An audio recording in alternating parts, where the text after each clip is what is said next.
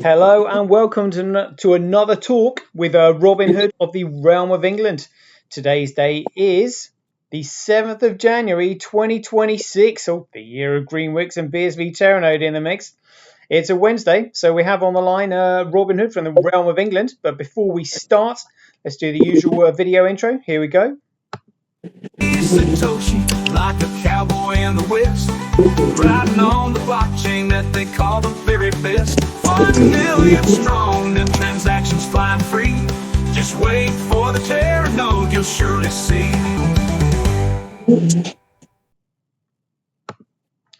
Right then, Robin Hood, are we there? We are. How are you? Excellent. Happy. I hope you had a Merry Christmas and a Happy New Year. And same to you. It was very quiet, but very productive. Yes, I can see from the volume of emails that you've sent me. Yeah, very good. Right. Do you want to give everybody the introduction of what we're going to be speaking about today? Yeah. Well, look, I'm going to spend 10 minutes because I'm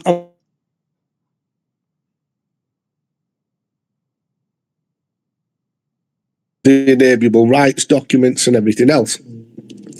So I thought what we'd start with today is the actual evidence that Parliament cannot remove the articles of any Magna Charta, any Bill of Rights, Declaration of Rights, any of the documents. They can't do it. They haven't got the jurisdiction and they haven't got the authority. And I don't care what they say. So here's the proof. Right? So, seizure of authority, enhancement by perpetuity, violations, Halsby's Book of Law, of English Laws, Volume 11, 1, paragraph 1, page 401. Okay? Yep. No act can degrade from Magna Charta, Bill of Rights, prosecution established in perpetuity. Protection established in perpetuity. Brilliant. Right? So that's in the law books. Now, that's the most senior law book of England. Right? So it states it there. You cannot degrade from the Magna Charta. That means you can't remove anything. You can't reduce it. You can't say anything about it. It is fully in force for Article 1. It is in perpetuity forever. Okay? That's it. Then to back that up, I've now put in Blackstone's, another senior law book, right? Book, page 37, paragraph 1, chapter 1, what is it for? Certain principles of the Constitution are in all intents and purposes unattainable by Parliament. Brilliant. Cannot be touched. They're going to love that. Right? Can't be done. Parliament has not got the authority to go into our documents and touch them. They can't change them. They can't alter them. It is, and not here we go. It's not my words. Here we go again. The new law book, right? Archibald's 2025, volume 2, paragraph 2, volume, page 25 to 67, attempts to alter fundamental constitutional settlements constitutes constructive treason. Page 31, paragraph 1.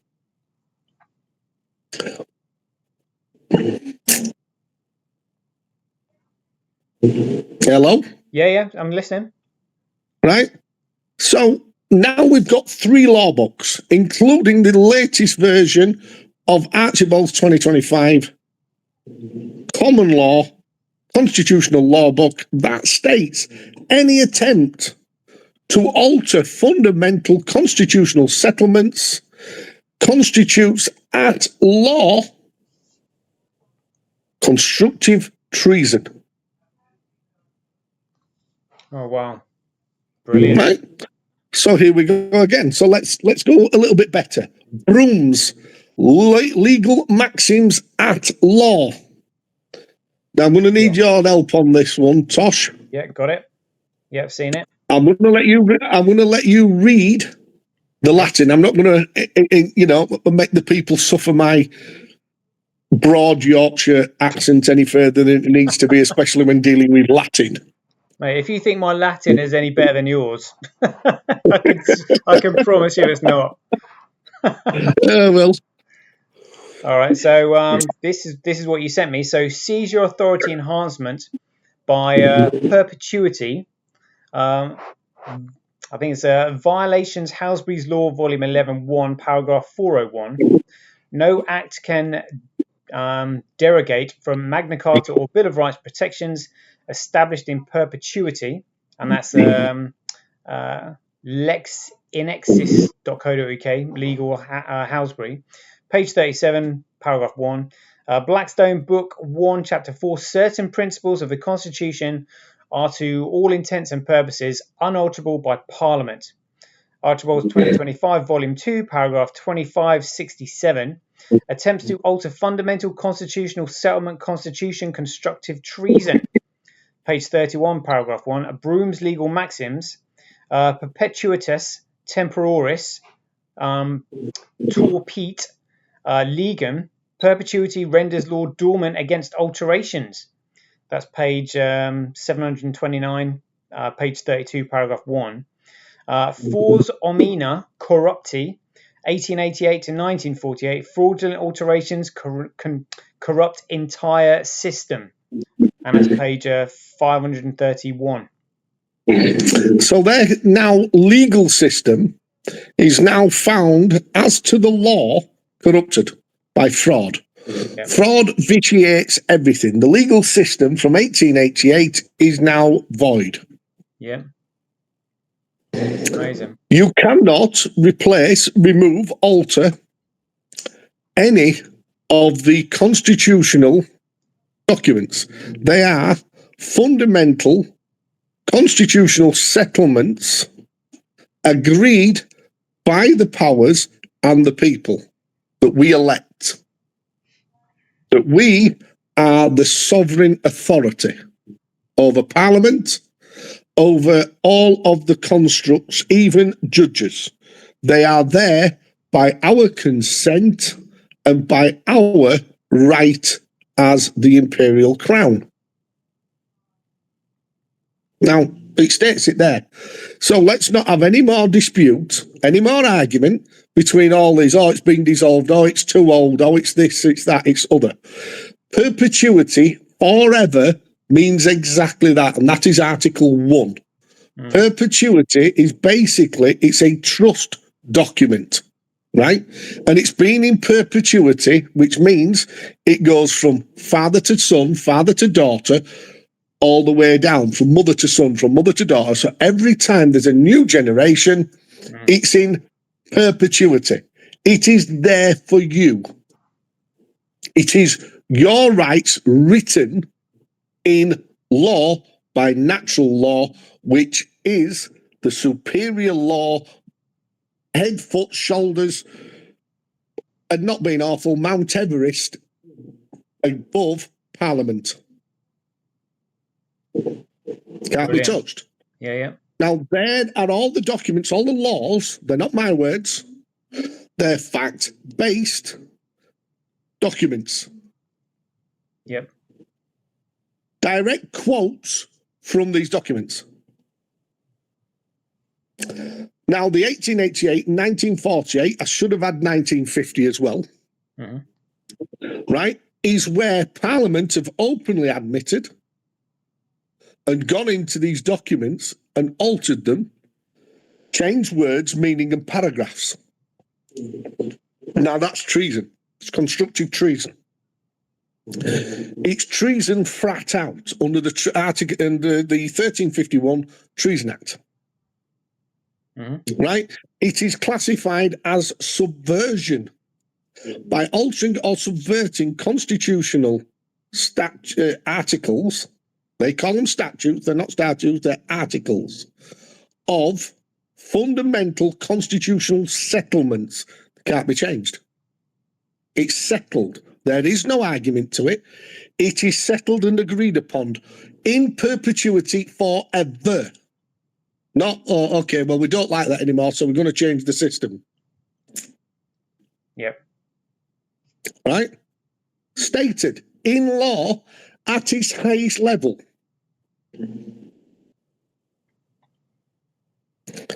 Parliament cannot usurp constitutional norms and settlements, customs of the land.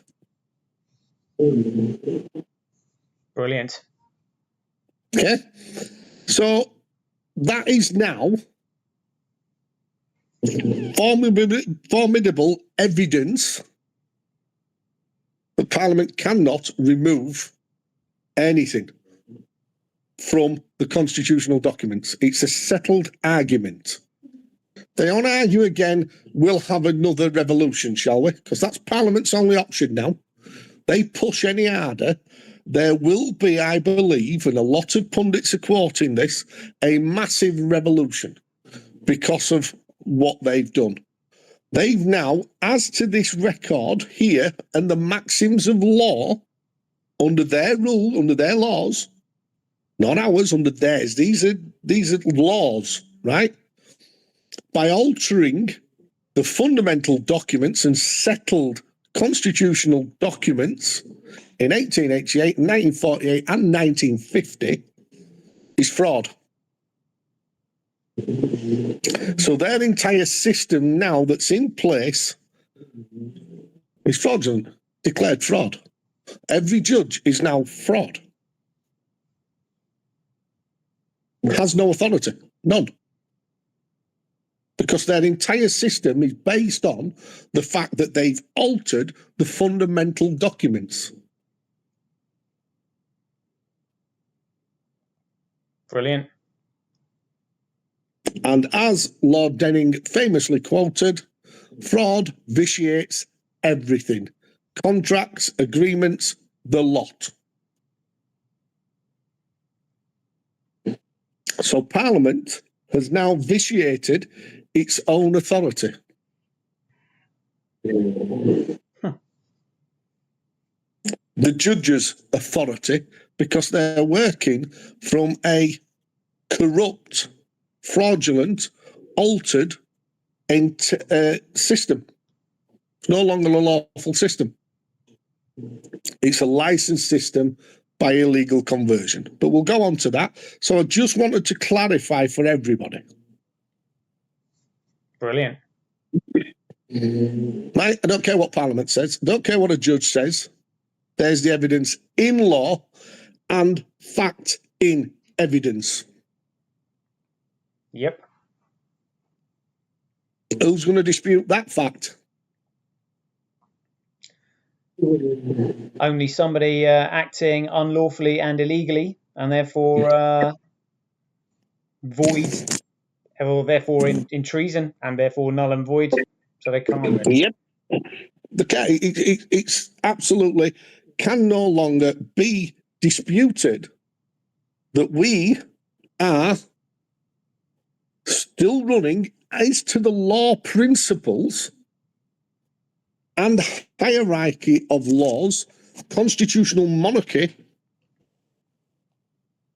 common law, natural common law, jurisdiction under the Magna Charta, the Bill of Rights, and all of the inalienable constitutional protections, safeguards, and principles of the realm of England. It's as simple as that. Brilliant, mate.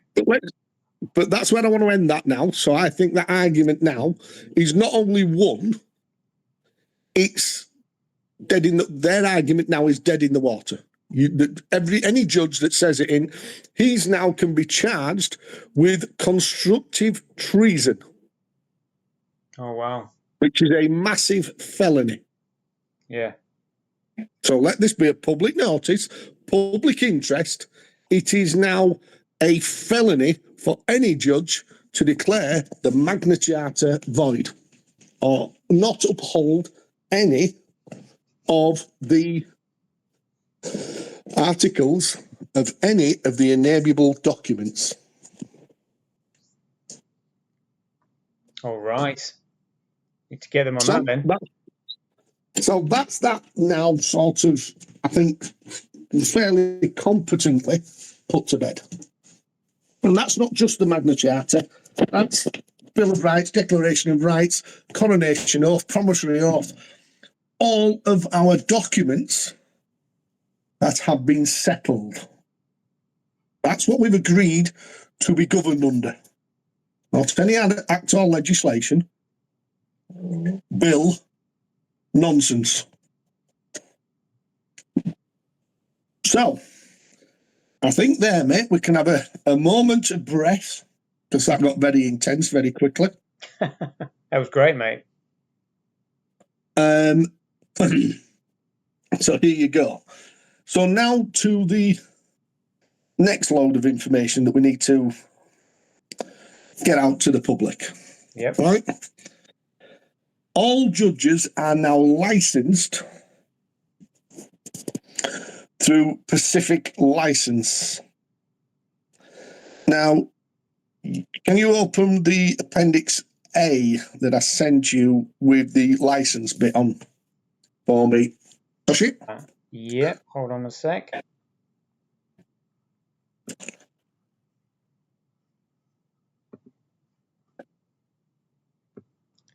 Appendix A, yep. Crown Office and Chief Registrar statements. No. You know the one that we did before that I showed you before, that you said, oh, this one with the license, appendix, I think you said it was Appendix B on one of the documents I sent you. Here we go. Appendix B, Chief Registrar 2023, quotes and Crown Office. No, well, the one before these two. You know the one we spoke about just prior to the show, just so that we've got everything ready to rock and roll. Appendix A, demands invoking the Constitution's Reforms Act. Yes. Okay, got it. Right, if you can read that out, because I think that'll be rather what have you for the audience, and I think it'll put some clarity to what we've just said regarding the Constitution.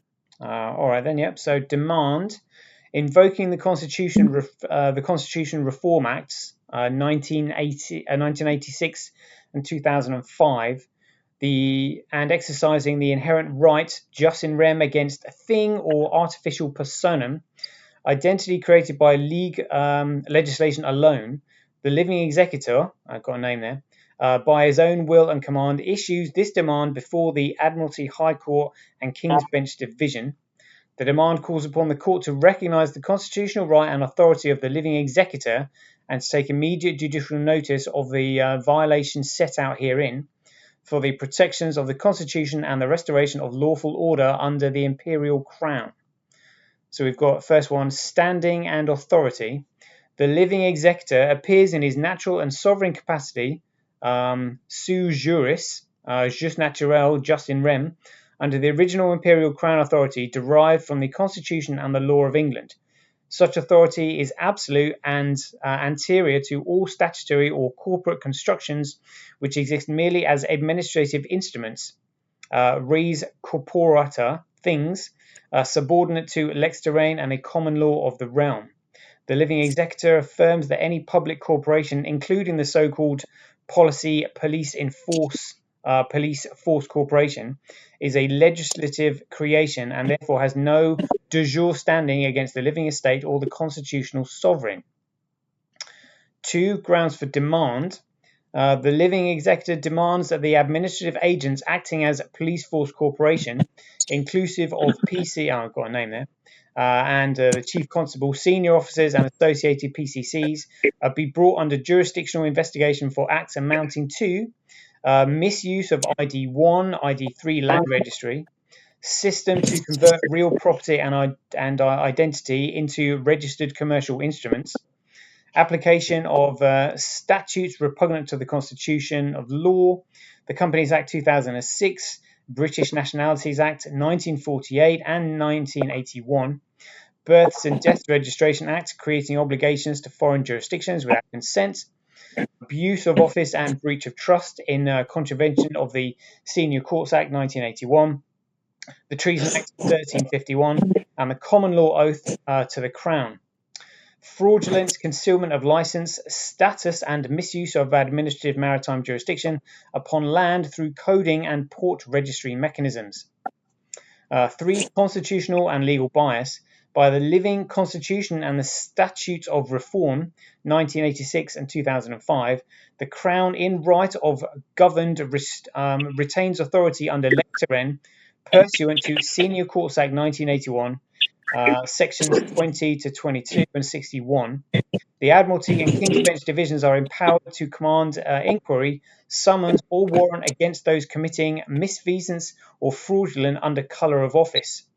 These offences amount to unlawful conversion, fraud by fake instrument, and constructive treason as recorded in Archibald, Criminal Pleadings Evidence and Practice 2005 edition, and supported by Halsbury's Law of England 2005 and Broom's Legal Maxims. Point 4. Relief and a commanded remedy.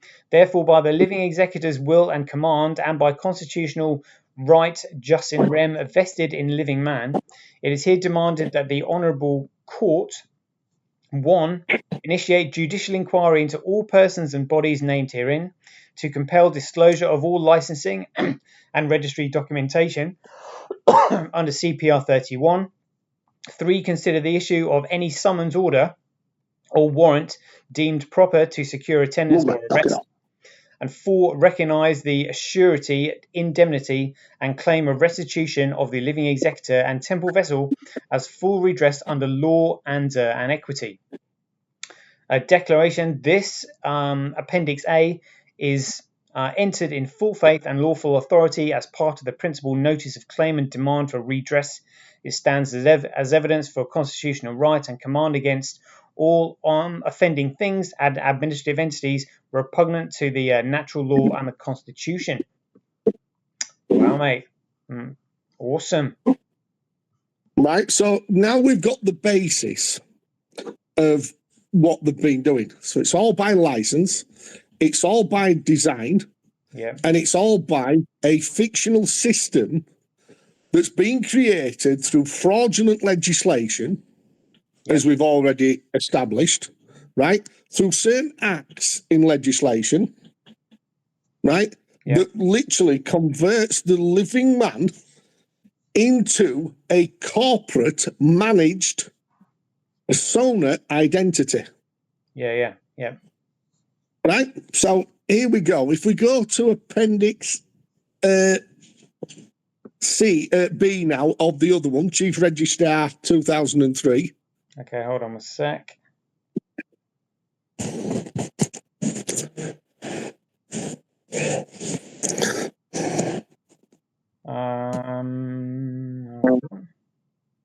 It's the one that starts Appendix B, Chief Registrars 2003 quotes and Crown Office 2024 Sovereign Status Statement Service Designation Public Record Appendix prepared for service by Red Ribbon Authority.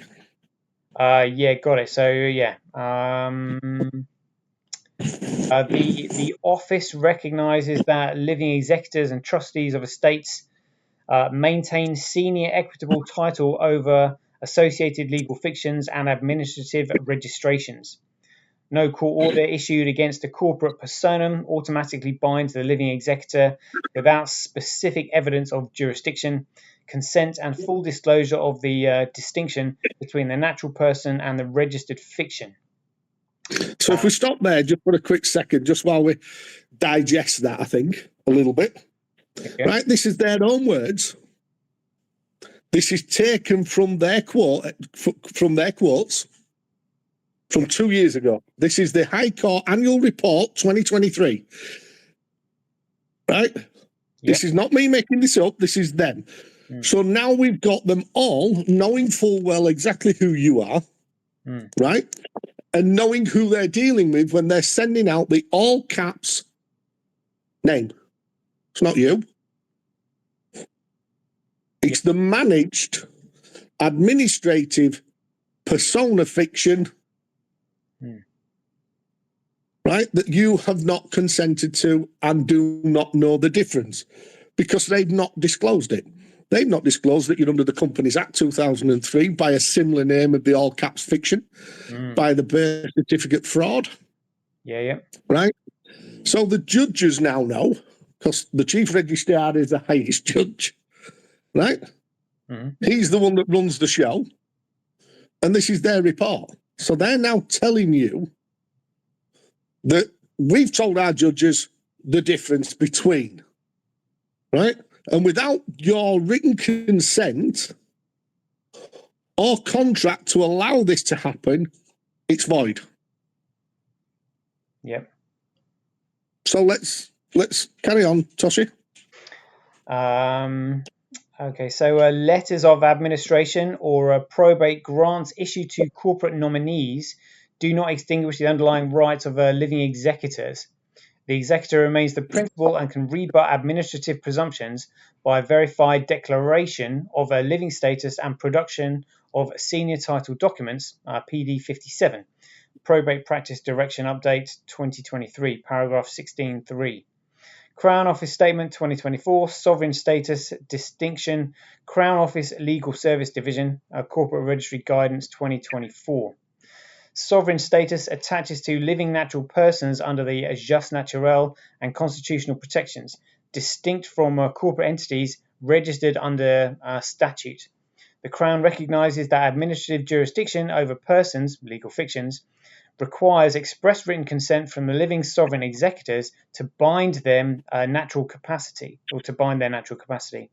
Absent such authorization, corporate orders remain in personam only and do not touch living estates. And that's in the Crown Office Trustee and Registry Guidance 2024, page 15, paragraph 4.1. Crown Office on Personam versus Sovereign Distinction 2024. In personam jurisdiction governs legal fictions and corporate vessels created by registration. Sovereign status operates in rem, attaching to the living being and all associated property rights. No administrative corp possesses inherent authority over sovereign executors without oath-bound jurisdiction, promissory bonds and voluntary contract. That's in the Crown Office Constitutional Practice Note 2024, page 22, paragraph 8.7. Personam versus in rem authorization, definition personam, corporate fiction jurisdiction, binds only the name legal fiction registered entry, requires service, voluntary appearance, or statutory presumption, subject to administrative codes, commerce rules, license regimes, all caps, naming conversion denotes corporate vessel only, in rem living sovereign executor jurisdiction. So let's if we just take a breath there, because this is very important, this section. So now what they've done is, not only have they illegally converted you into a fictional creation thing by the state, they're now stating that whether you turn up or not, you'll be found guilty in your absence, that you have now got to claim that you are the sovereign vessel, the creditor, which they ignore, by the way, right? Yeah. And just read that section again, Toshi, because it binds only the named legal fiction, registration entry requires service. So because they've sent you a letter out in the all caps fiction, you've rebutted it, they've ignored it. Voluntary appearance. So if you turn up to court, or should I say civil national business centres, hubs, because they're no longer courts, they're administrative, jurisdiction, admiralty, maritime doctrine only, right?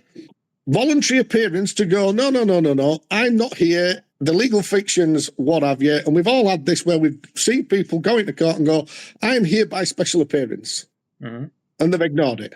Well, here's what it says. Or statutory presumption. So now the presumption is the Bargill presumption because that's the statutory presumption, right, of a foreign jurisdiction under foreign license by HMCTS and SRA and the local council under the Licensing Act 2003, right? So now they've got you on a presumption. So there's no facts in law. There's no facts in court. There's no facts at all. There's no evidence. But by presumption, you're guilty, which is constructive treason by the judge, the SRA officials, the licensed officials, because they've no promissory oath, they've no bond for jurisdiction, and they are not judges under the Promissory Oaths Act. Yep. Right? They're private, blood of law courts, subject to what? Subject to administrative codes, commerce rules, license regime. Excuse me? So now all these courts are licensed to conduct commerce, not law. They're all licensed under administrative fiction to deceive you, the living sovereign, and attach something to you that's nothing to do with you. That is constructive treason. It's also high treason by usurping the constitutional norms. High treason by uttering, which is passing a fraudulent document, knowing it to be false, as true. That's under natural common law, right? Yep. So everything now is under license. The Justice Minister, licensed. The Prime Minister, licensed. Every court, licensed. All emergency workers. Now, who's an emergency worker? Is that the doctors, nurses, ambulance drivers, firemen? No. It's the corporate policy police agents without imperial crown authority and without the consent of the people. They are pirates upon the land, conducted in piracy through administrative codes by license and under the designated corporate vessel regime. What? The batshit bonkers Britain are we going on about here now? Right, so let's get this all in perspective. There's no police constables anymore, so all PCs are now liars. They're under the Treason Act, Article 1, political agenda. So now we can charge them with terrorism offences. Yep. Right? They're also under felony treason. So we now can arrest them as to the Felony Treason Act and as to the Section 24A of the Police and Criminals Evidence Act. They can now be arrested on site, because they've committed multiple felonies. Yep. Right? So, it now literally states that all caps naming convention denotes corporate vessels only in rem. Corporate vessels. Hang on a minute.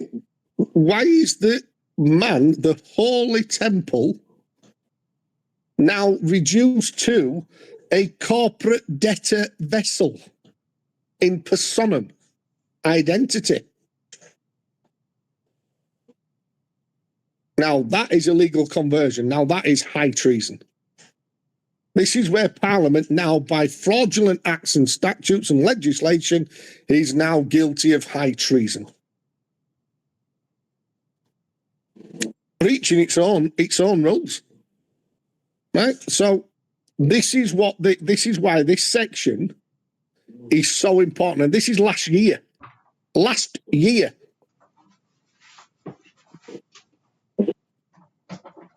2024. Page 22, paragraph 8.7. Right? Yep. Attaches directly to the living person. What? Who says it does? land trust estate. What?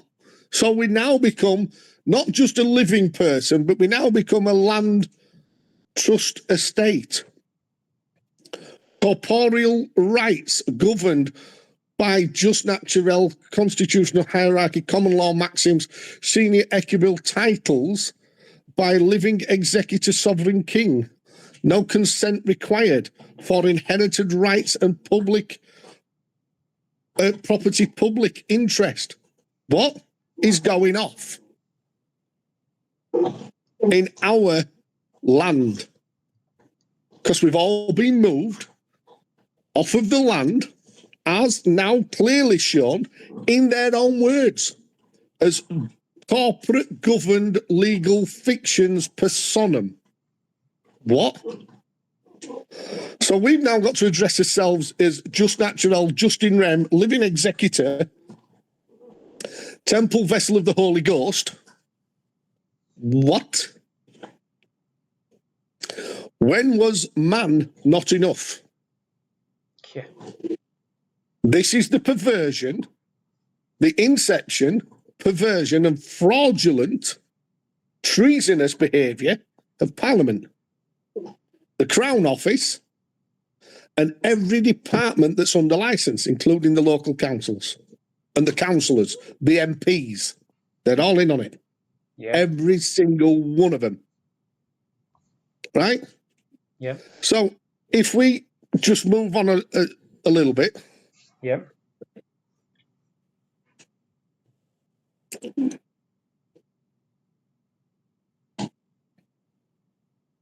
Okay. You want me to carry on reading? Yeah, please, Tosh. Right. So I think so living sovereign executor jurisdiction attaches directly to the living person, land, trust estates, corporeal rights governed by jus naturel, constitutional hierarchy, common law maxims, senior equitable title held by living executor sovereign king, no consent required for inherent rights and property, public interest recording confirmation.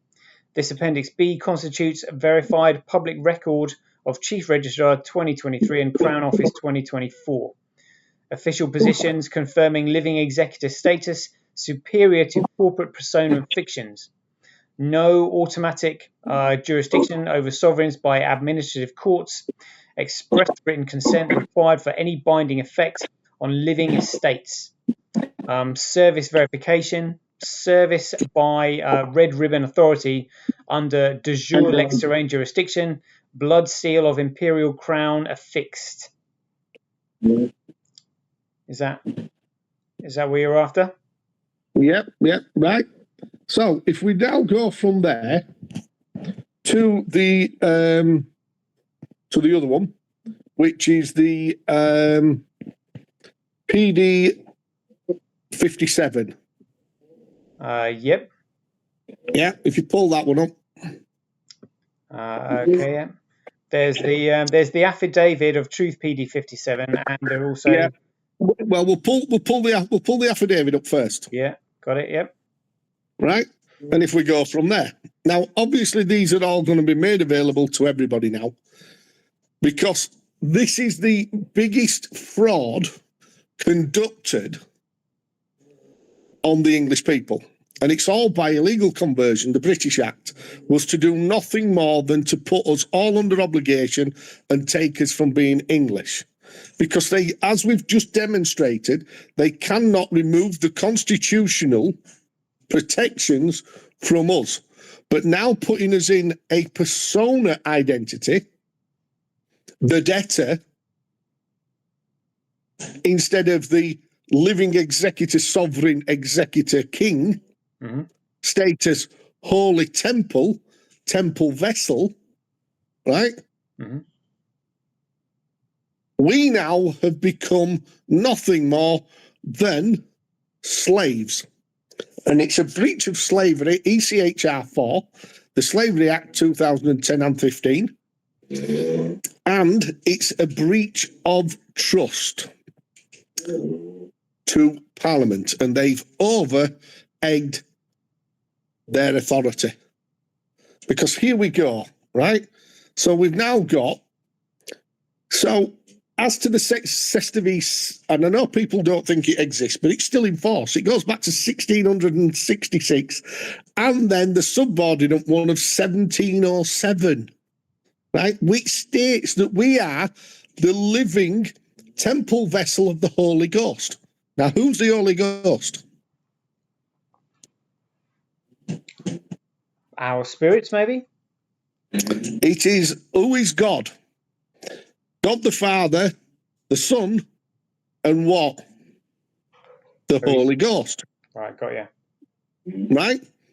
So they've written it in the Sestavi Trust Act that we are the temple vessel of the Holy Ghost. And it's written in the scriptures and chapters of the Holy Gospel. Right, wow. Right? That we are the temple vessel of the Holy Ghost. We have the superior lien on all land, air, and water. But by their illegal conversion, they are now trying to take everything from us, and that we are too dumb to understand that sovereignty exists, it exists within us, that we come under natural law, natural common law. And here's a massive maxim for anybody out there. Just naturel, just in rem, sui juris. That means I am the living executor, sovereign king, just natural, God, in rem, superior to the state thing, sui juris, sovereign, living being. Now you tie that in with just naturel, lex este aeternum. God's law is eternal. It is above all man-made legislation, acts of Parliament. Finished. Parliament has no jurisdiction over the living man. The natural temple of God. This is what they don't want you to understand. Okay? So if you read this out, obviously don't, leave the little bits out. And I'll explain what the service of red ribbon authority means at the back end of this. All right. So, living executor, sovereign king, just natural, just in rem, sui juris. And then we've got address and date. Of sound mind and memory, do solemnly and sincerely affirm under pains and penalties of perjury, PD 57, probate practice direction 2023. Paragraph 16.3. Letters of administration or probate grants issued to corporate nominees do not extinguish the underlying rights of living executors. The executor remains the principal and can rebut administrative presumptions by verified declaration of living status and production of senior title documents. PD 57, probate practice direction under 2023, paragraph 16.3. Combined quotes, Chief Register 2023, PD 57, paragraph 16.3, Crown Office 2020, or it looks like 2024, 1, and Chief Register High Court 2023, section 7.2. The office recognises that living executors and trustees of estates maintain senior equitable title over associated legal fictions and administrative registrations. No court order issued against the corporate personam automatically binds the living executor without specific evidence of jurisdiction, consent, and full disclosure of the distinction between natural person and the registered fiction. Now, let's just take a breath there. Yep. So let's explain that little section. Mm-hmm. That means that the judge has to disclose, or the solicitor of 8 years, in these civil national business centre hubs that are now in the colour of law, right? Have to disclose who they are, what they are, who are they perceived. So they've now issued you a document in the all caps fiction or mixed caps fiction, or with a title of Mr., Mrs., Miss, Ms., whatever you want to call it. It is administrative language in the wrong jurisdiction. Right? And without your written consent, cannot bind you to their colour of law procedures. Because you are not the all caps fiction. Now, this is what this tells you. Automatically bind the living executor without specific evidence of jurisdiction and consent. Well, they've not disclosed what jurisdiction they're in. You've not given your consent. And full disclosure of the distinction between the natural person and registered fiction. There you go. This is their own language, not mine. They know what they're doing. It's for profit. It's for personal gain. So now they've breached, again, treason, felony, constructive treason by standing in their own gain to conduct business in fraud and felony treason by presumption of jurisdiction, presumption that you are too thick to realise that you are the registered person, fiction. Excuse me? They've layered this, it's like a spider's web, on top of a spider's web, on top of a spider's web. Every act, every legislation, every bill is designed to take you from your sovereignty, which is constructive treason by Parliament. Brilliant. Right? It is to issue licenses to now conduct business and commerce over the living executor, living state of the senior equitable title holder, the living executor sovereign king. They're not my words. That's in the Reforms Act 1986 and 2005. That is who we are. We are the king. What does the Treason Act 1351 say? Levying war against the sovereign king is automatically mandated death penalty. Giving aid to a foreign state, whether it be a corporation or land, what are these? This is a foreign state jurisdiction. It's a foreign land. It's all run from the inner city of London through the Bar Guild SRA license. And have a guess who else is now involved? Oh, well, the King, George Charles, Lee. No, well, I mean, he's right up there. All the royal family's right up there in the neck of it. Because who and what is the Crown Office? It is the King's private office to conduct business for himself so that he can earn money. Right? Mm-hmm. So they're right up in it. They're right up into their neck in it. Right? But I've lost my thread now where I was going. But the fact of this is, right? So they're all guilty. Every single one of them, and this confirms it. The Crown Office know what they're doing. They're converting all of our private office, our privates into public dominion. Yeah, you just said some more. You just asked, like, guess who else is involved? And I guessed Charlie Boy, but you were going to say something else. Oh, yeah, right. Yes. So here we go. So, and this is confirmed, right? The Vatican run the legal arm of the Bar Guild through their exchequer. Huh. Right. From the inner city of London. Through corporate administration. Uh-oh. Well, now we've got charges of paroni. Because there can be absolutely no Vatican rule in England. But again, here we go. We're not England anymore, are we? With the Great Britain Corporation, United Kingdom Corporation, and as to their nonsense, we are now the Commonwealth UK Association Corporation. Yep. Okay.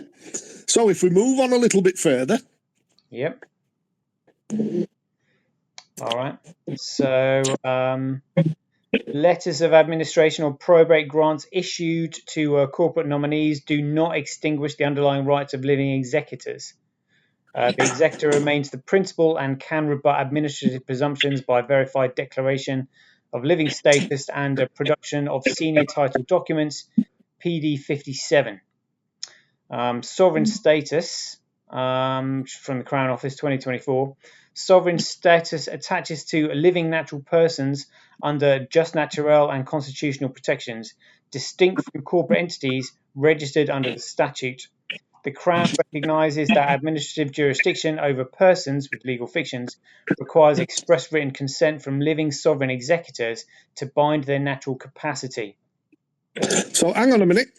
So when did any of us, the last time we gave any written consent for any of this nonsense, any of it?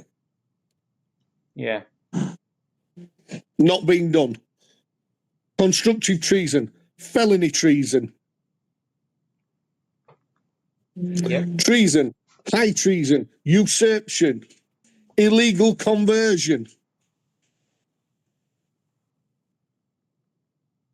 Because when has the state come to us and said, oh, by the way, by the fraud that we've done on you through your birth certificate, and I'm going to get you to go a little bit further back in a moment when we've done this, but this tied in with the other one, ever said to us, well, we need your written consent for this? Yeah, never. Absolutely never, ever. Therefore, fraud is now not only invoked, but it is proven. Constructive treason, proven.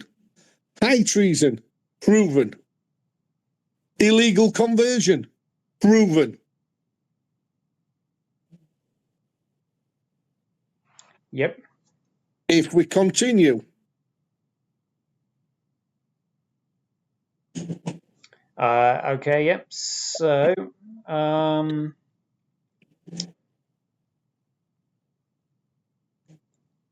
the London Gazette bankruptcy notice purports to bind the living executor sovereign king to a corporate personam fiction, void per above authorities. 2, no evidence exists of express written consent by living executor to administrative jurisdiction. Valid promissory oaths or judicial bonds. Full disclosure of living status versus corporate fiction distinction. 3, PDS 57 paragraph 16.3 confirms corporate probate grants do not extinguish living executor rights. Administrative presumptions rebut by the verified declaration. Sworn verification, verification makes this solemn affidavit. Curious of its sacred nature, aware that any false statement would constitute perjury and contempt of the constitutional courts of the realm. Okay, yeah, so that's just confirming what we've just read. Yep, it's true. And this is their own words. This is their own words, publicly accessible. Right, brilliant. Right? So now, if we go back to, let me have a look on this one. It's blank. It's the first one I sent you the list. Let me just make sure that the bits that I want in are in this one. First one you sent me today, London. Yes. Yeah, the London Gazette one, yeah.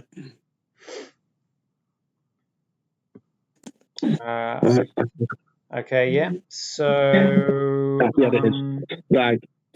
So if we go from, dear sir, misstatement of bankruptcy, indigenous natural woman of England, temple vessel, living executor, sovereign king, status of living woman.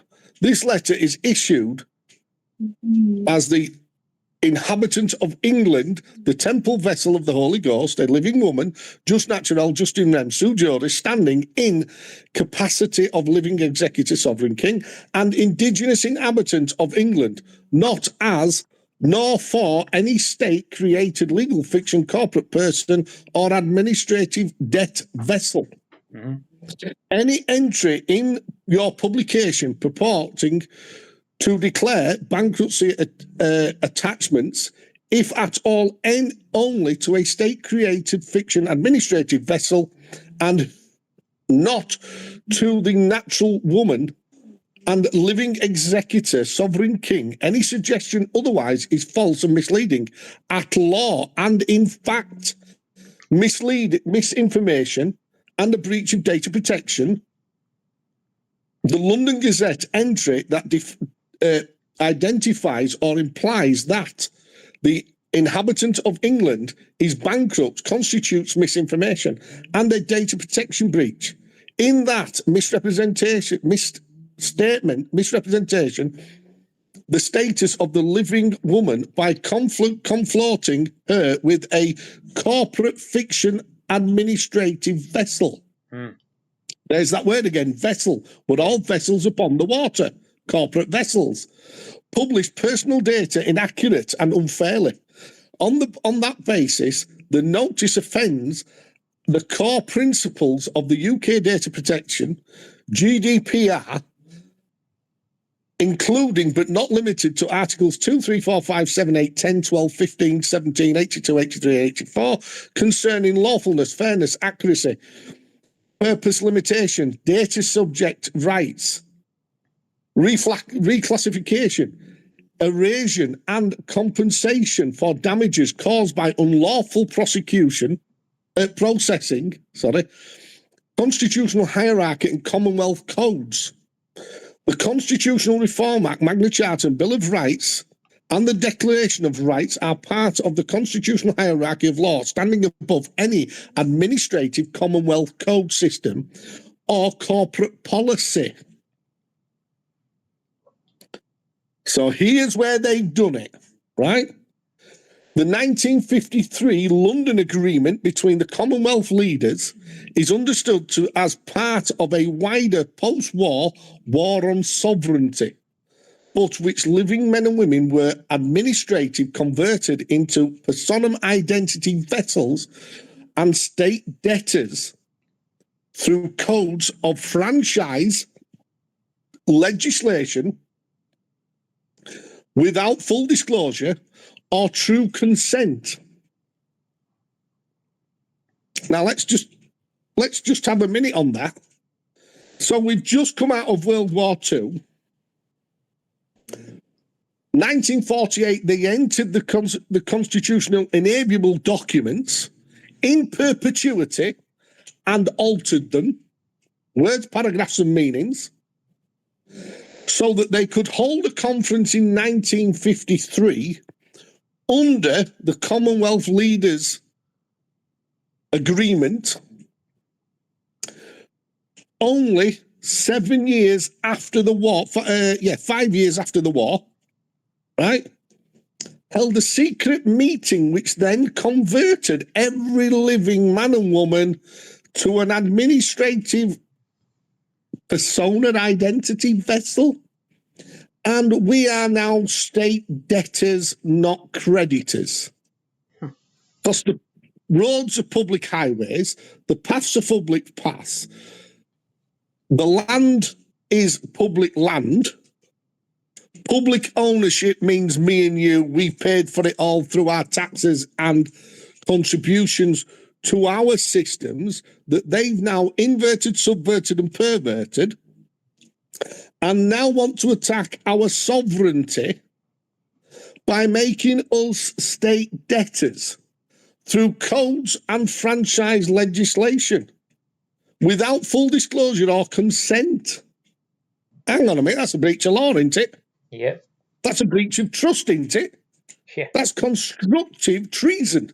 Yeah. Illegal conversion. So let's move on. All right, yeah. So, Right. yeah, go for it. Without full disclosure to convert, that kind of conversion is properly characterized as illegal conversion and fraud on the Constitution. Hello, so we've now got fraud on the Constitution. Yeah. And as being treated as such in criminal practices, texts and doctrines contrary on treason felony treason, fraud, and conspiracy by abuse of process. Court proceedings and jurisdiction.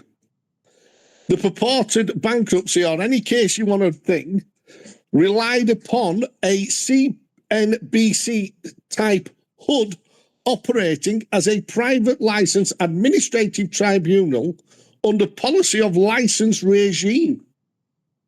Licensing Act 2003 and HMCTS. So the HMCTS are now at it. The Solicitors Regulation Framework is at it. It's all under license. So they're not acting independently or for you. They are the managers, and by illegal conversion, they're putting you to underneath as a debtor in personam. What? So that's the barristers, the judges, the solicitors, all under SRA, all from the inner city of London, all the Vatican Exchequer's legal arm. What? Am I missing something here? This is their own words, not mine. This is their own words. Right? In that process, no valid judicial oath or bond for jurisdiction were disclosed. This is why the judges, the courts will not disclose the judicial oath, which they're bound to do so, and bonds for jurisdiction. They don't have them. I've just explained it's under sureties, suretyships, state-appointed claims. And what's the definition of the state if like the Prime Minister is operating under license? Is it coming from the Crown Office? No, it's coming, believe it or not, it comes under the 2003 Licensing Act from the Council. It's actually there in Lord Kilmore's letter in 1960, when Edward Heath asked Lord Kilmore, and Lord Kilmore opened in a public open letter and said, you cannot join the EEC as this would be multiple attacks on sovereignty. It stated that the Queen didn't hold sovereignty. It is the people that hold the sovereignty. He also declared that it was about 16 different types of treason. So it couldn't be done when we entered the EEC in 72, 73. So just for a bit of clarity here, so are you saying effectively that what they've done is, well, I suppose decentralized authority by granting the power to the local councils to grant licenses to everybody else in their region? Yep. They've made it it's basically running off the American system of regional operations. Right, so there's somebody in the local council who is not accountable to anyone, basically above the law right now. Well, they all believe that they're not above the law, but they all believe, because they've now converted us into these legal fiction vessel personam identities, all caps, debtors, that we will just keep taking it and taking it and taking it. Council tax is not lawful. It's in the debtor's name. It's not yours. We've discussed this. Anything the council sends you is now not for you. And here's the proof of it all. The courts, when they send you a single justice procedure in administrative law and don't disclose that, when the police send you claiming to be a police constabulary without disclosing that they're under license from the council, immediate grounds at law for a permanent estoppel. Permanent estop. That means they can't move jurisdiction, they cannot proceed, they can do nothing. But because they ignore you, because you have not declared to their satisfaction that you are not the living executor, but you are now the debtor, the corporate presumed fiction under their subordinate doctrines ignore you. And it's by force. That's an act of terrorism. It's an act of treason. This is enforcement. This is enforcement, and the act of treason is still there. 2010, 2015, it is still there. It cannot be disputed. These are their rules. This is what they have to comply by, not us. We are the living, sovereign executor, temple of the Holy Ghost. This is what they don't want you to understand. They don't want you to know this. They want you to believe that they have the authority to remove the Magna Charta. No, you don't. It's in perpetuity, and it states perpetuity forever. Perpetuity is enough. Look up what it means. It means it cannot be moved. It literally moves from father to son, son to daughter, everything. It is never still. It is your settlement right to agree to be governed. Right, brilliant, mate. I'm just looking at the time. That's we've been going for 1 hour, 5 minutes. Well, I'm sure you can break this into two. So if you want to just finish off this and just do part one and then part two, mate, and then we'll just finish this document. And I don't think there's much more to go on this. All right. And then literally, you've got 2 shows. All obviously, right. Take this bit out. Here we go. So we just got here. I forgot where we were, mate. So I think it's in that process, no valid judicial oaths or bonds for jurisdiction were disclosed. No imperial crown, seal, or constitutional foundation was produced.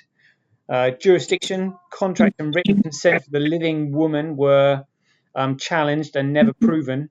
The case proceeded entirely in administrative admiralty-style language and doctrine against a presumed corporate debtor, not a consenting living executor sovereign king.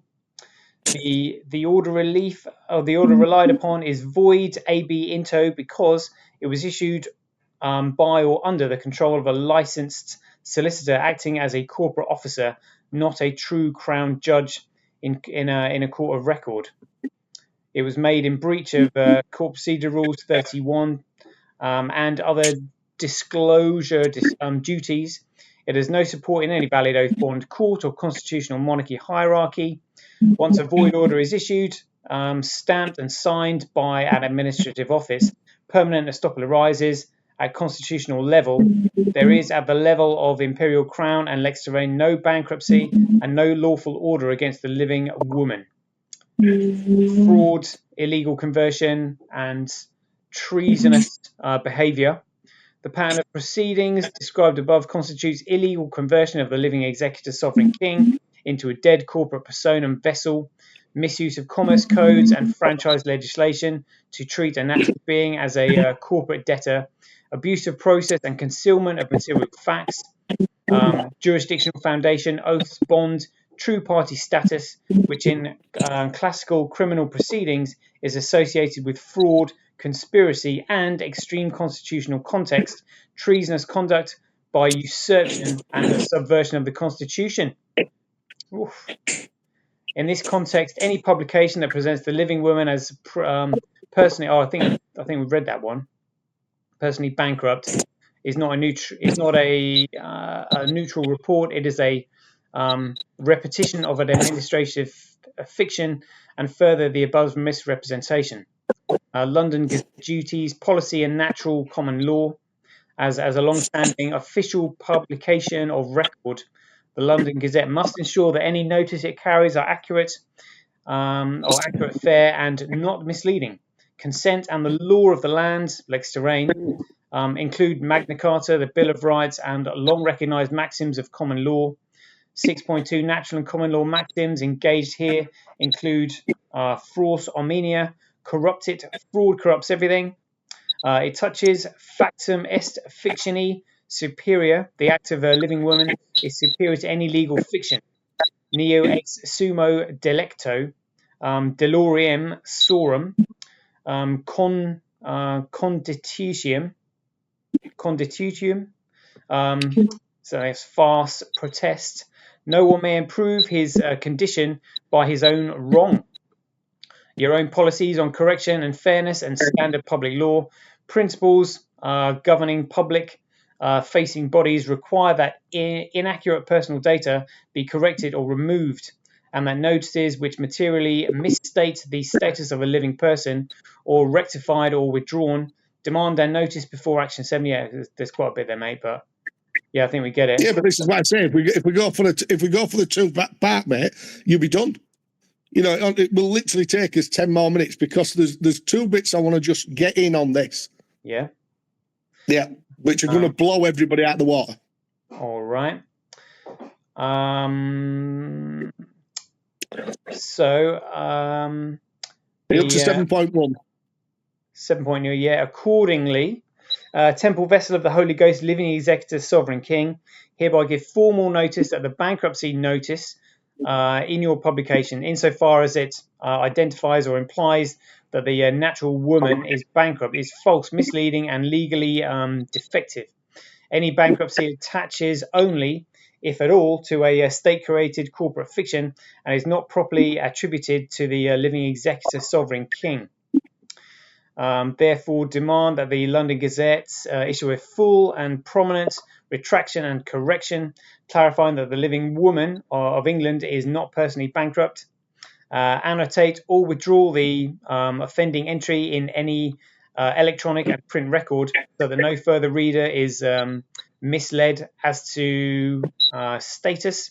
Confirm in writing within 14 days of receipt of this letter the steps taken to rectify the record and to comply with GDPR and data protection obligations. This demand is made prior to further legal action, which may include complaints to the Information Commissioner's Office, complaints to the compensation under data protection law, and any additional remedies available under common law and constitutional principles. Authority and service. Red ribbon. This letter and all prior notices are issued by wilf and commandment of the temple vessel, living executor, sovereign king, in reliance upon the ancient constitutional instruments, the treason and constitutional settlement statutes, and the principles of jus naturale and jus in rem. Service is effected by red ribbon authority under de jure lex terrain jurisdiction and stands as full lawful notice to the London Gazette, its editors, owners, and any supervising public authority, both at law and in equity. Yeah, the temple vessel, Holy Ghost, living executor, sovereign king. Yep. So basically, that now scuppers them all. They can't argue because it's their own words, it's their own language, it's their own act statutes, and their own notices. Right? So what I want to show you is this. So when you get anything from the courts, it is now forged. It is now an act of uttering. It's high treason. Under common law, uttering is passing a document, knowing it to be false and counterfeit as true. And the reason you can tell this is very simple. If it comes with a black stamp on it and no signature, it's fraudulent, it's counterfeit. Right? Because under CPR 73(7), it is mandated that all constitutional documents and lawful documents are sealed with the red wax seal of the imperial crown. Yep. None of their corporate nonsense has any seal. It doesn't have a signature. That is now void. Base law, 1998, McDay against our state's jurisdiction. Olsen bonds must be disclosed immediately. They fail to disclose them. The court is a colour of law court in administrative fiction. Therefore, it has no jurisdiction. And it's under the Treason Act, illegal conversion by fraud, deception, constructive treason, and treason of high treason. By issuing a document to summons you to court, knowing full well that it's fraudulent, it's counterfeit. It has got no lawful authority. Then you've got any documents that the court served by HMCTS staff. Issuing counterfeit documents. Has no royal seal. Has no seal of authority. The police or bailiffs that turn up are now caught, banged to rights for illegal conversion, breach of GDPR, breach of data protection, breach of the law, harassment, malicious communications. The police cannot turn up to your property because they're turning up to the dead man's fictions property. Got ya. Right?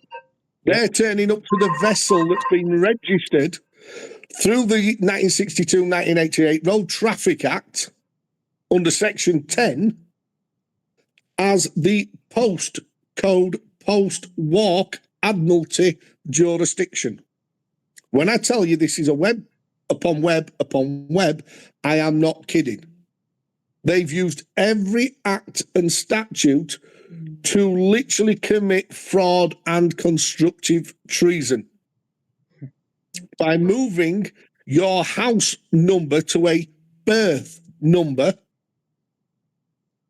in a post-walk Admiralty jurisdiction and registered that through the land registry through the ID1 or ID3 form.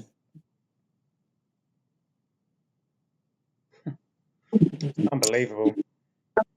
On it, mate, it gets worse and worse and worse. So this has really vamped up since 1948, 1933, when we went into the Fiat system. You know about the Fiat system. Yeah. And then the 1948, when they entered into the enableable documents, changed them again. That is constructive treason. It is usurpation. It is high treason. All parliaments working from that treason are in perpetual treason because they can't do it. Can't do it. So when I said it is all treason, we've now just proved it.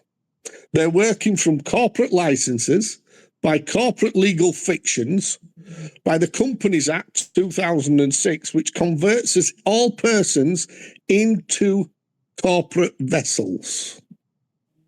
Excuse me? But they need our written consent for this. Now, nobody's given it, so it's all fraud.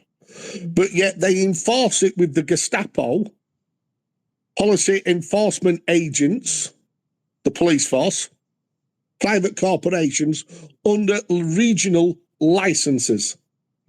You get that nonsense. Wow, mate. The yellow and blue check, we already discussed that one, Yeah. is Admiralty, stop. We need to talk to you. The blue and white check on their stab vests. Yeah. Admiralty. They're telling us in plain sight they are pirates upon the land. They are under administrative admiralty doctrine only. They have no jurisdiction over the living man. The Pace Act states it. Their own Pace Act. Yeah. Wow. States it. They've got no powers of arrest. They cannot detain you. It is kidnapping and torture.